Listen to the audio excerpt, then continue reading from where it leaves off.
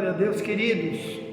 Por aqui está o missionário Wagner de Jesus, de São Luís do Maranhão, Brasil, para trazer a quinta mensagem de hoje, com o tema aí encontrado, segunda carta de Paulo a Timóteo, no verso 24 ao 26.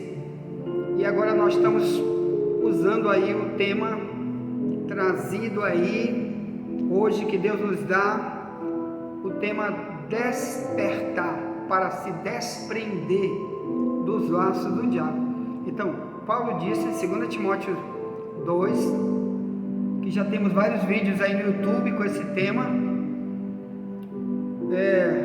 Ele disse que os servos do Senhor têm que pregar para as pessoas se despertarem, para saírem dos laços do diabo em cuja vontade estão presos.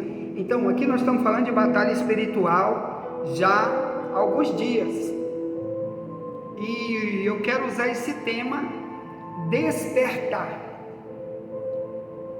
que é muito usado por Paulo em toda a Bíblia, não só por ele, mas por outros que queriam fazer com que as pessoas começassem dali uma jornada com Deus, porque estavam inertes, parados totalmente no seu cristianismo. Então, por quê? Eu quero ler contigo agora, para esse vídeo número 5, nós separamos a primeira carta de Paulo aos Tessalonicenses, no capítulo 5, verso 6, ele diz: não durmamos, pois, como os demais, mas vigiemos e sejamos sóbrios. Então, estou lendo na minha Bíblia, na tradução Ferreira de Almeida, revista e corrigida, que está mais perto do original. Então, Paulo está falando aqui, não do sono comum, que a gente, todos os seres humanos do planeta, com cristianismo ou sem cristianismo, precisam de seu descanso do corpo. Aqui está falando do sono da alma. Quando Paulo diz não durmamos, ele está falando, como já falamos em vários vídeos que já estão aí no YouTube, de você fechar os olhos para não ver o mundo espiritual de Deus e de Satanás trabalhando, um contra e um a favor da humanidade. O ser humano, ele tem que olhar, ele tem que ver, tem que enxergar o mundo espiritual, e aí sim ele começa a se despertar para viver aquilo que Deus fala, para que ele não seja preso, algemado pelo mundo espiritual do mal. Paulo então está dizendo que nós, os cristãos, não devemos fazer igual os demais. O que? Dormir, espiritualmente falando. Quem são os demais? Todos os que não são cristãos, que não têm a doutrina bíblica em sua vida, todos aqueles que não estão se envolvendo na santidade que Deus exige, no compromisso com a palavra de Deus. Então, todos os que não estão dentro do cristianismo como discípulo de Cristo, para Deus eles estão dormindo, ou melhor, eles fecharam os olhos para não enxergar nada do mundo espiritual. Eles só veem a cor da sua roupa, eles só veem o seu automóvel, só veem a casa bonita, os seus milhões na sua conta e etc. Mas o mundo invisível espiritual, não, porque eles estão dormindo. Aí o Paulo diz, por isso, verso 6, vigiemos e sejamos sóbrios. Então, aqui tem duas situações para a gente não ter o sono da alma, aquele lá de Mateus 25, 5, que foi o primeiro vídeo de hoje, que Jesus diz que perto da volta de Jesus, todo o cristianismo, todas as igrejas, todos os cristãos, sem exceção de ninguém, todo mundo vai dormir. melhor, vai fechar o olho em algum momento da sua vida, vai estar ocupado só com as coisas da carne e não vai se despertar. Mas nesse mesmo grupo, uma parte grande vai cuidar, porque vai ouvir a verdade. Deus vai estar levantando alguém para dizer: olha, cuida, Jesus está voltando, cuida contigo, te liberta, te encaixa, vai fazer o que Deus te mandou. Então muitos vão correr, e daqui vem a expressão vigiemos. O que é vigilância? No verso 6 que lemos, você está com o olho aberto, está atento para o que Deus e o diabo estão fazendo, um contra nós e um a nosso favor, que é o nosso Salvador Jesus Cristo. Está lutando para nos ajudar todo dia, mas a gente, dormindo, está se entregando para o mal sem saber. Então, vigiar é uma expressão muito usada na Bíblia. Por exemplo, em Mateus 26:41, Jesus disse para os discípulos: vigiai, porque na verdade o espírito está pronto, mas a carne é fraca. Então vigiar, porque o nosso eu, carne aí é o meu eu, muitas vezes vai querer dizer: larga esse negócio de igreja, larga esse negócio de evangelizar, larga esse negócio de estar orando, larga esse negócio de santificação, larga esse negócio de ser fiel a Deus, vai cuidar de ti, cuida da tua vida. Então vigilância é que a gente deixa de observar. Vigilância também por causa de 1 Pedro 5:8, onde Pedro diz: vigiai, porque o diabo, vosso adversário, anda em derredor bramando como leão, buscando alguém que possa tragar. Então o cristão, ele é preocupado em não ser atacado pelo adversário. Mas imagine se você estiver dormindo numa mata, dentro de uma mata, e de repente, quando você olha, aquele bicho está em cima de você, rugindo, com a boca aberta, com fome, um urso, um leão, querendo te matar. Você vai fazer o quê? Nada, vai morrer. Ele vai comer a carne, ele vai devorar. Assim é o mundo espiritual. Então Paulo está dizendo que quem está dormindo é porque ele não está vigilante, não sono comum. Porque quem dorme como cristão, o sono normal do corpo, Deus está protegendo, Deus está guardando, viu? O Salmo 91 diz que o mal não vai chegar na nossa casa, se a gente fizer o nosso trabalho como servo verdadeiro de Deus, se amar a Deus sobre todas as coisas. Então, primeiro, ele diz: vigia e seja sóbrio. Sóbrio, dentro da minha tradução mais antiga aqui, é sóbrio. Se você botar aí no Google, essa palavra está toda aí, as expressões da Bíblia e de outras perguntas. Você vai no Google, digita sóbrio, significado, quer dizer, significa duas coisas que você pode usar para o termo sóbrio: aquele que não está dormindo e aquele que não está bêbado, mas aquele que está todo o tempo em vigilância. Então muita gente, irmão, vai estar bêbado, né? O mundo da embriaguez espiritual e física.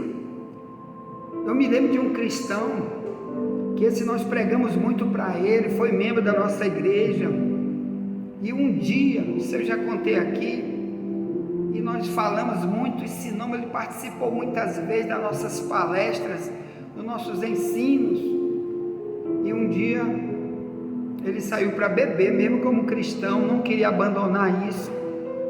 E um dia a mulher dele disse: meu marido hoje vai ter um culto aqui em casa, que ela se mudou daqui dessa região da Camboa e foi morar numa outra região muito longe aqui dentro de São Luís, e ela começou a se congregar numa igreja para lá, e lá ela convidou os crentes de lá, os obreiros de lá, para fazer um culto na casa dela. E e foram fazer o culto. E nesse dia ela disse: olha, não bebe hoje, porque você está nesse negócio aí, mas vai ter um culto, venha bonzinho, vai fazer o que tu fizer, vai trabalhar, mas não vem bêbado, hoje tem culto. Pois esse homem chegou cerca de 7 da noite, já estava bebendo, estava bêbado. E ela disse: eu não te pedi para você não vir bêbado. E ele, um crente desviado na bebida alcoólica. Resultado, meu irmão, teve o culto, participaram lá, cantaram, pregaram, oraram. Nesse dia ele morreu, explodiu o coração dele. Ela me ligou para cá já entre 3 e 4 da manhã, chorando: ô meu irmão Wagner, fulano de tal morreu agorinha. Eles se deitaram depois do culto, e ele bêbado foi dormir para lá, do lado dela na cama. Quando ela triscou nele, 2 para 3 horas da manhã, ele já estava durinho, morto. Foram fazer a necrópsia depois. O Instituto Médico Legal diz que o coração dele disparou e matou ele. Então, meu amado irmão, o diabo sempre vai ter um laço para prender as pessoas, e a bebida alcoólica é um dos problemas. Então, Paulo disse aqui que temos que ser vigilante e sóbrio. Então, cuidado com os efeitos da bebida alcoólica. 1 Coríntios 6,10 diz: o bêbado não vai entrar no reino de Deus. Então, nós temos um tempo aí que várias igrejas dizem: não, você pode tomar só um pouquinho, não faz mal. Mas o que você vai fazer dizendo isso para uma pessoa que um dia veio dos vícios, como eu vim do vício de álcool? Eu fui um homem que eu bebia todo dia, muitas vezes dormia bêbado. Como que você vai chegar para mim e ensinar uma coisa que não tem nenhuma base bíblica, quando diz: bebe só um pouquinho todo dia, bebe só de vez em quando? É a mesma coisa se tu disser para o maconheiro: fuma uma maconha só uma vez por dia, uma vez por semana, uma vez por mês, não faz mal. É a mesma coisa tu dizer para o gay, homossexual, que agora é cristão, tu diz: solte o pneu traseiro só uma vez por dia, só uma vez na semana, ou só uma vez por mês. É a mesma coisa, meu irmão, porque o diabo vai prender ele de novo. O pecado chama Satanás para a nossa vida. 1 João 3, verso 8: quem vive pecando pertence ao diabo. Cristo veio para nos libertar do pecado. Como que eu vou dizer só um pouquinho não faz mal? Esses líderes que estão dizendo isso, irmão, eles estão endemoniados, eles estão usados por Satanás, porque o que mais tem nas igrejas é pessoas que um dia foram viciadas em álcool, outros viciadas em homossexualismo, outro viciada no cigarro, outro viciada em tanta coisa. Você: não, só um pouquinho não faz mal. Isso não existe, isso é falta de vigilância. E o pior inimigo que você tem, que você não está vigiando contra esse inimigo, é o teu eu, porque você sabe que só um pouquinho do mal que a gente usar, depois, amanhã, depois o diabo vai fazer a gente se lembrar de novo, e diz: vai lá e pega de novo só um pouquinho. E daqui a pouco, quando você vê, você está aprisionado nisso de novo. Então, meu amado irmão, se você morrer bêbado, ou usando droga, ou com ódio, só um pouquinho de ódio não faz mal, só um pouquinho de mentira não faz mal, irmão, isso não existe. Isso é demônio usando líderes, que eles são viciados nessas áreas, e para que um dia você não vê ele nesses negócios, ou alguém comentando que eles continuam praticando isso, aí eles ficam ensinando: não, isso aqui um pouquinho não faz mal. Quantas vidas destruídas, irmão, não estão por aí? Quantas pessoas não voltaram para o crime, voltaram para os vícios, por causa desse tipo de ensino? Então vamos vigiar, não só com o diabo que está lá tentando nos prender de novo, nos algemar de novo, mas porque o nosso velho homem pode causar prejuízo para nós, para nossa família, para os outros, quando alimentamos essa vida de carnalidade. Por isso, em 1 Tessalonicenses 5, no verso 4 em diante, Paulo diz: mas vós, irmãos, já não estáis em trevas, para que aquele dia vos surpreenda como um ladrão. Então aqui está dizendo que um dia, que dia é esse que vai surpreender a pessoa como ladrão? Ou o dia da volta de Jesus, que pode ser a qualquer momento. Tantos sinais estão acontecendo aí, e a igreja verdadeira sabe que Jesus disse que primeiro vai ter sinais, depois vai ter o dia do arrebatamento, a hora que Jesus vai tirar o povo dele, vai estar dois numa cama, um será levado, outro será deixado, vai estar dois trabalhando, um fica e outro sobe. Então esse dia vai surpreender multidões. Então ele diz: tu não está em treva, para que esse dia te surpreenda como um ladrão. Então aqui diz que da mesma maneira como um ladrão, ele não avisa quando vai roubar uma pessoa que ele quer roubar, da mesma maneira Jesus, nessa área, quer dizer, sem avisar ninguém no momento, pode você estar dormindo, pode você estar trabalhando, pode você estar namorando, pode você estar bebendo cachaça, pode você estar mentindo ou arrumando fofoca, usando tua língua para ser jornaleiro do diabo. Nessa hora Jesus pode voltar, te surpreender. Aqui ele está dizendo que é igual quando um ladrão vai roubar alguém. Ele não diz: ei, amanhã eu vou lá na tua casa, tá hora de roubar. Nunca que ladrão diz isso para ninguém, viu? A mesma maneira, Jesus não vai avisar duas coisas. Na hora de você morrer, você não sabe a hora que você vai morrer, se vai ser agora, vai ser de noite, você dormindo, depois de ter brigado, se irado, roubado, mentido, tá no vício, tá no ódio, e vai dormir. Eu vou dormir. Às vezes liga o ar-condicionado, e ali o diabo diz: opa, hoje é o dia de eu levar ele para a casa dele, o lago de fogo, porque lá que é o lugar de quem vive no pecado, no mal, não se arrepende, não quer mudar, não quer sair das trevas para a luz. Paulo diz: você não está mais em trevas. 1 Tessalonicenses 5, 4. Então esse texto aqui diz que muita gente vai ser pega de surpresa na igreja, porque esse texto aqui é para uma igreja, esse alerta. Aqui não é para quem está na parada gay e nunca foi um cristão. Aqui não é para aquele que está nas igrejas de idolatria, na religião de feitiçaria e nunca foi um cristão. Não é para esse povo, é para aquele que já conhece a verdade. A vigilância é apenas para aquele que conhece a verdade, viu? É ele que sabe do perigo que roda em volta dele. Uma delas é morrer sem Cristo, morrer no pecado, viu, irmão? Como nós temos tantos alertas por aí que a gente já ouviu falar, viu? Um irmão, por exemplo, que eu conheço muito, o testemunho ruim que ele deu nessa terra, quando ele morreu. Como foi?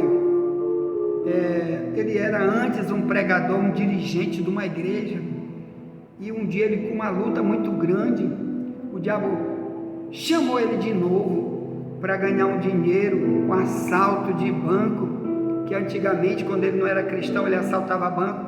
Aí o diabo fez ele ficar sem dinheiro, em vez dele esperar, perseverar nas coisas de Deus, buscar em Deus, esperar em Deus, porque o cristianismo diz que nós vamos ter que ter também luta, tribulação. Não, na hora que o diabo ofereceu, usando alguém, bora roubar, ele foi. Na hora que ele terminou de fazer o roubo lá, a polícia aparece, dá tiro neles, eles saíram doidos, correndo. O carro que ele vinha fugindo com um roubo, entrou debaixo de uma escanha, e ele morreu na mesma hora. Então, o que adianta, meu irmão?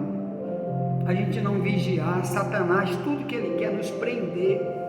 Então tem esse dia que a gente tem que se preocupar com ele. Qual? Como é que eu vou morrer?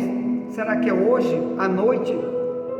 Daqui a pouco, daqui a qualquer momento, alguém vai dizer para ti: olha, aquele pastor Wagner que pregava, sabe por que ele sumiu? Não está mais no YouTube, nem no WhatsApp. Você não encontra mais ele na Camboa, nem em Alcântara, nem em lugar nenhum. Ele morreu, já foi enterrado. Quando? Semana passada. Tu não sabia? Porque todos nós vamos ter que morrer, meu irmão. Mas morrer no pecado é pior. Por isso Paulo diz, verso 1 Tessalonicenses 5,4: mas vós, irmãos, já não estáis em trevas, para que aquele dia vos surpreenda como ladrão. Porque todos vós sois filhos da luz e filhos do dia. Nós não somos da noite nem das trevas. Não durmamos, pois, como os demais, mas vigiemos e sejamos sóbrios. Porque os que dormem, dormem de noite. Os que se embebedam, embebedam-se de noite. Mas nós não somos, mas nós que somos do dia, sejamos sóbrios, vestindo-nos da couraça da fé e da caridade, tendo por capacete a esperança da salvação, porque Deus não nos destinou para a ira, mas para a aquisição da salvação, por nosso Senhor Jesus Cristo, que morreu por nós, para que, quer vigiemos, quer durmamos, vivamos juntamente com Ele. Verso 11: pelo que exortai-vos uns aos outros, e edificai-vos uns aos outros, como também o fazeis. Então, em vez de você estar gastando com cachaçada, com vício, gaste ajudando pessoas com esse dinheiro, gaste investindo na tua igreja, gaste dizimando, ofertando. Não gaste com teus vícios, porque se tu morrer lá, tu vai para onde, meu irmão?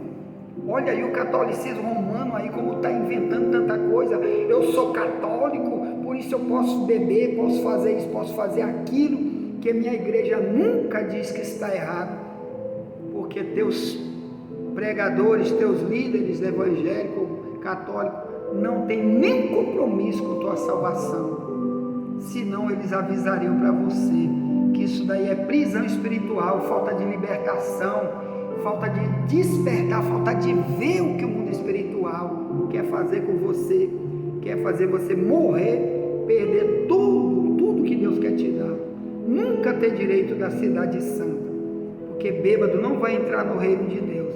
1 Coríntios 6,10, cuidado com isso. Ponto. Envie essa mensagem para alguém. Já voltaremos para a sexta mensagem de hoje. E nunca te esquece, somente a verdade nos libertará.